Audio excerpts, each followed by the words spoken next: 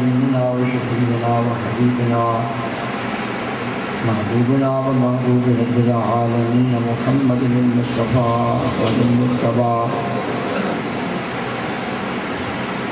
حبيبه المجتبى رسوله المرتضى وعلى آله الأتقياء الأتقياء وجميع أصحابه الكرماء الشرفاء أولي التقى والنقى وذوي الأحلام والهدى. أما بعد فأعوذ بالله من الشيطان الرجيم. بسم الله الرحمن الرحيم. الذين يتبعون الرسول النبي الأمي الذي يجدونه مكتوبا عندهم في التوراة والإنجيل. صدق الله العظيم وصدق رسوله النبي الكريم. إن الله وملائكته يصلون على النبي يا أيها الذين آمنوا صلوا عليه وسلموا تسليما. السلام عليك يا سيدي يا رسول الله وعلى آلك وأصحابك يا سيدي يا حبيب الله. سید عبدالوہاب شعرانی طبقات کبریٰ میں فرماتے ہیں کہ ایک ولی کامل کو سرکار دو عالم صلی اللہ علیہ وسلم کا دیدار نصیب ہے، تو انہوں نے عرض کی کہ یا رسول اللہ صلی اللہ علیہ وسلم، آپ اپنی زبان اقدس سے مجھے قل ان کنتم تحبون اللہ فاتبعونی یحببکم اللہ کی تفسیر خود عطا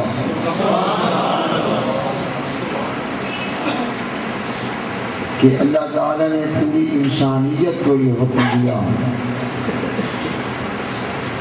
کہ اگر تم دعویٰ کرتے ہو کہ تمہیں مجھ سے محبت ہے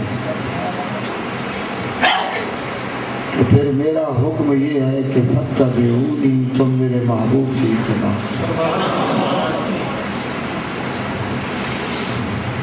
تو دنیا میں پوری انسانیت میں کسی کے لیے بھی اللہ کا قرب ممکن نہیں جب تک کہ وہ فاتبعونی پہ نظر نہ رکھے. ایک طرف اللہ تعالیٰ ارشاد فرماتا ہے وَمَا خَلَقْتُ الْجِنَّ وَالْإِنسَ إِلَّا لِيَعْبُدُونِ، میں نے جن و انس کو فقط اپنی عبادت کے لیے پیدا کیا. تو عبادت کے تو بڑے تصور ہیں. ہندو کہتا ہے میں بھی عبادت کر رہا ہوں، جو چرچ میں جاتا ہے وہ بھی کہتا ہے میں بھی عبادت کر رہا ہوں. یہودی کہتا ہے میں بھی اللہ کی عبادت کر رہا ہوں.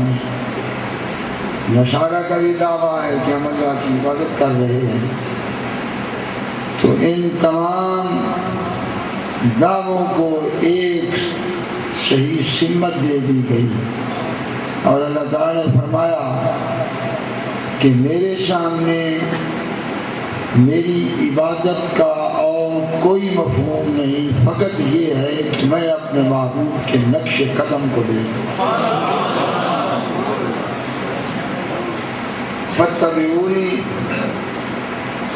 تو آپ محبوب یہ کہہ دیں کہ اگر تمہارا اللہ تعالیٰ سے دعویٰ محبت ہے تو میری اتباع. اگر تم اس محبوب کے متبع ہو گئے تو اس اتباع کا انعام اللہ تعالیٰ یہ فرماتا ہے کہ یحببکم اللہ، پھر اللہ تم سے محبت کرے گا.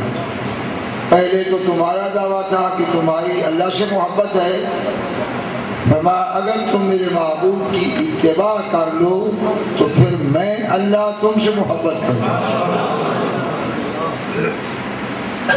مفسرین کرام اور صوفیاء کرام نے اس مقام پر ایک خوبصورت بات کہی. وہ فرماتے ہیں کہ ایک بشر جو بہت سی مجبوریوں اور معذوریوں سے بشر ہے اور اس میں مادیت بھی ہے روحانیت بھی ہے، تو وہ جب سرکار دو عالم صلی اللہ علیہ وسلم کا متبع ہو جاتا ہے تو رب فرماتا ہے کہ یہ میرا محبوب ہو گیا ہے۔ تو جس کی اتباع کرنے سے بشر مقام محبوبیت پر پہنچا ہے تو اس محبوب کی اپنی شان محبوبیت کرتا ہے۔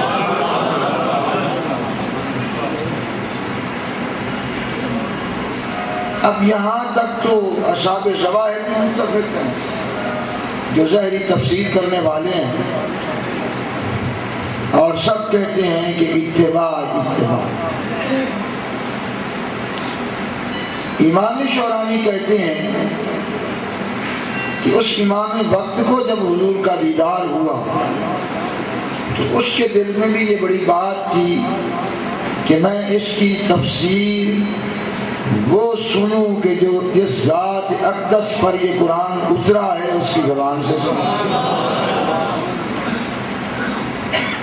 تو انہوں نے کہا کہ سرکار سے عرض کی کہ اپنی زبان مقدس سے مجھے فتح بیوری کی تفسیر عطا کرو۔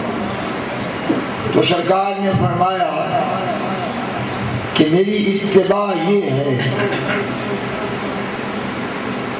کہ ہر میری ادا کو اختیار کر، لیکن صرف تیری نگاہ ادا پر نہ ہو، بلکہ جس کی تو سنت ادا کر رہا ہے سنت والا پہلے تیرے سامنے ہو پھر سنت کو سنا۔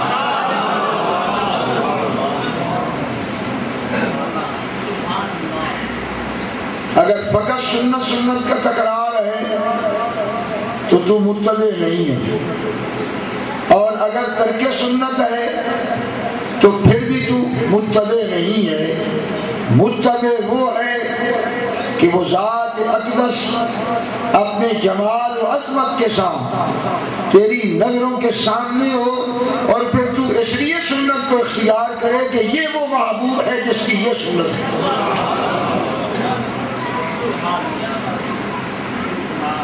یہ ہے کامل اتباع۔ اور اس کامل اتباع میں یہ نکتہ موجود ہے کہ کوئی میرا متبع نہیں ہو سکتا جب تک میری ذات اسے ہر چیز سے زیادہ محبوب نہ ہو۔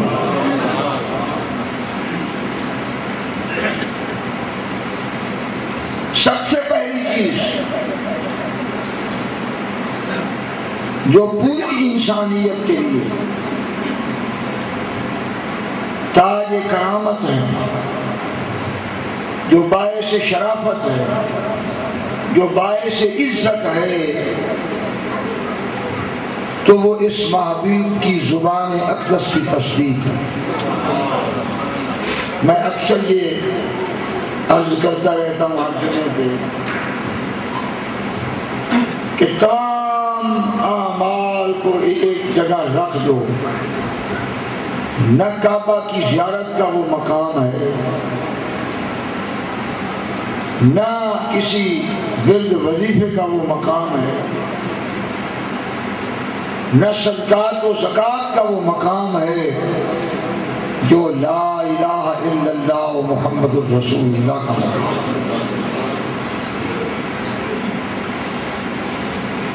فقط یہی ایک چیز ہے جو انسان کو پروموٹ کر کے اسے انسانیت کی ڈگری سے اوپر لا کر اسے مسلمان کر دیتی ہے۔ شکلوں میں سارے انسان برابر ہیں، سب ہیں اشرف المخلوق کا دعویٰ کرتے ہیں، لیکن وہ اشرف المخلوق اگر ترقی پاتا ہے انسان سے تو کلمہ پڑھ کے مسلمان ہو جاتا ہے، جب وہ مسلمان ہو جاتا ہے تو ایک ڈگری اوپر چلا جاتا ہے، انسان سے ترقی کر کے مسلمان بن جاتا ہے، اور جب اس کلمے کو اختیار کر لیتا ہے تو پھر اللہ تبارک و تعالیٰ کی نگاہوں میں وہ اس کی پوری مخلوق میں بہترین خلائق ہوگا۔ حدیث پاک میں یہ صحیح حدیثوں میں نے پڑھا، سرکار فرماتے ہیں کہ جددوا اسلامکم بقول لا الہ الا اللہ محمد رسول اللہ،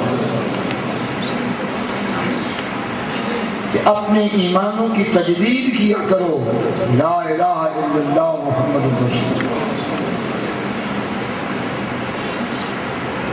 اس لیے میں یہ سمجھتا ہوں کہ مشائخ کرام کے ہاں خلوتوں میں جلوتوں میں اس کلمہ طیب کا بہت ذکر ہے،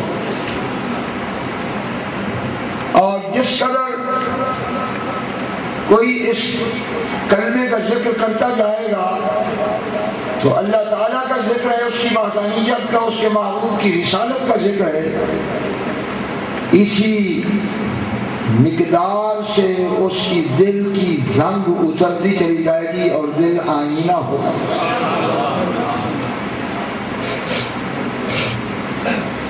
والذاکرین اللہ کثیرا، کہ کثرت سے اللہ کا ذکر کرنے والے۔ سرکار دو عالم صلی اللہ تعالی وسلم حدیث میں ارشاد فرماتے ہیں کہ ان هذه القلوب تصدع کما تصدع الحدید، کہ جس طرح لوہے کو زنگ لگ جاتا ہے لوگوں، اسی طرح دل کو بھی زنگ لگ جاتا ہے، دل بھی اسی طرح زنگ آلود ہو جاتا ہے۔ تو فَسِقَالَتُهَا ذِكْرُ اللَّهِ، فرمایا جس طرح کوئی محلل ہوتا ہے جو اس لوہے کے زنگ کو ختم کر کے اسے چمکا دیتا ہے، تو فرمایا جو دل زنگ آلود ہیں ان کے لیے اگر کوئی چمکانے والی بات ہے تو وہ اللہ کا ذکر ہے جو یہ چمکانا ہے۔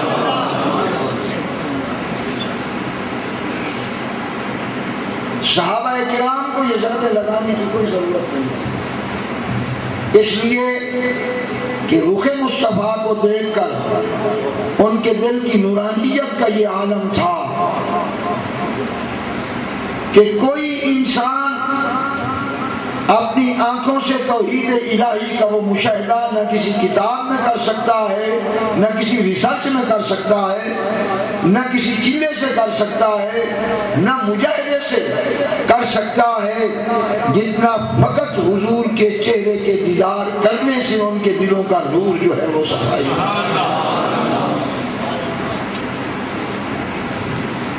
اور اگر کوئی کثرت ذکر کرتے کرتے محبت رسول کے ساتھ، کیونکہ یاد رکھنا کبھی بھی محبت رسول جدا ہوئی تو ذکر نہیں رہے گا۔